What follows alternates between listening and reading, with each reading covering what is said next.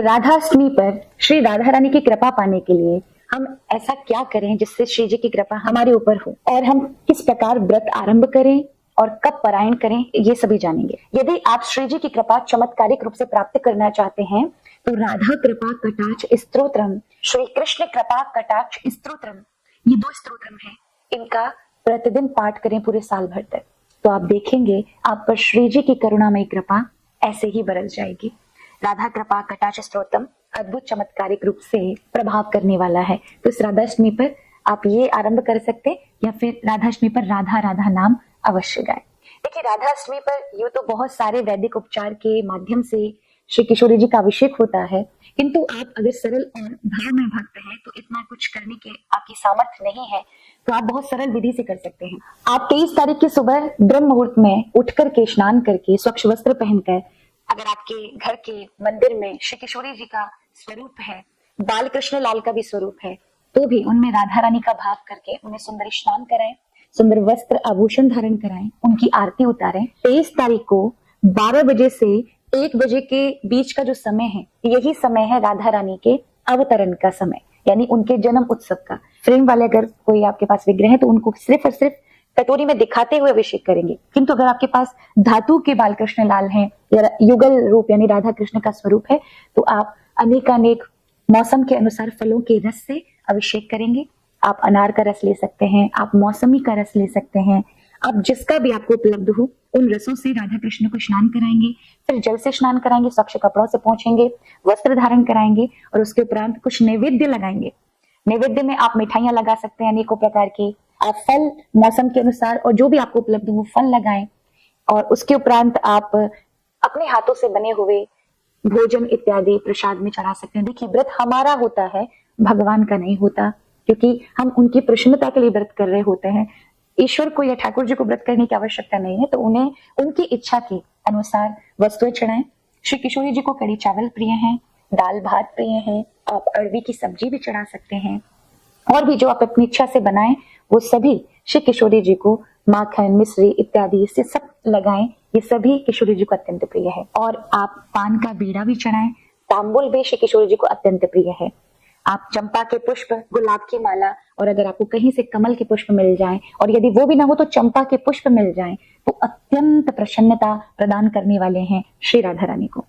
आप उन्हें नीले रंग की साड़ी या नीले रंग के वस्त्र, कुछ श्रृंगार का सामान भी चढ़ा सकते हैं, और फिर आप भव्य आरती उतारें, आप धूप इत्यादि दिखाएं, और फिर किशोरी जी से प्रार्थना करें, हे श्री राधा रानी, मैं अनंत बड़भागी हूँ, भाग्यशाली हूँ कि मुझे आपके पूजा करने का, अभिषेक करने का ये सुअवसर सेवा का मौका मिला है, और ये बिना हरि की कृपा और आपकी कृपा के संभव नहीं है।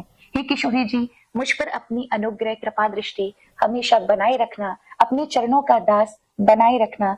मैं आजीवन, जब तक जन्म है और उसके उपरांत तक आप ही का ही दास हूँ, आप ही मेरी स्वामिनी है। हे किशोरी जी, हम पे कृपा करें। देखिए, 2 प्रकार से लोग व्रत करते हैं। एक वो होते हैं जिनका सामर्थ्य नहीं है व्रत करने का, किंतु श्रद्धा बहुत है, तो ऐसे वाले दोपहर के 1 बजे के बाद राधा रानी को अभिषेक दोपहर में हो जाएगा 23 तारीख को, उसके उपरांत भोजन ले सकते हैं जिनका सामर्थ्य नहीं है। किंतु शास्त्रों में उन भक्तों के लिए विशेष में कहा गया है जो राधा रानी के प्रति निष्ठा रखते हैं, उनके प्रति बहुत भाव रखते हैं, और भगवान ने उनको सामर्थ्य प्रदान किया है, तो 24 घंटे का एक भुक्त व्रत रखना चाहिए। नारद पुराण, पद्म पुराण, भविष्य पुराण, अनेक पुराणों में यही वर्णन है। यहाँ तक ब्रह्म विवर्त पुराण में भी कहा है कि एक भुक्त व्रत करना चाहिए, यानी 24 घंटे में सिर्फ एक समय फलाहार रह करके ही व्रत करें।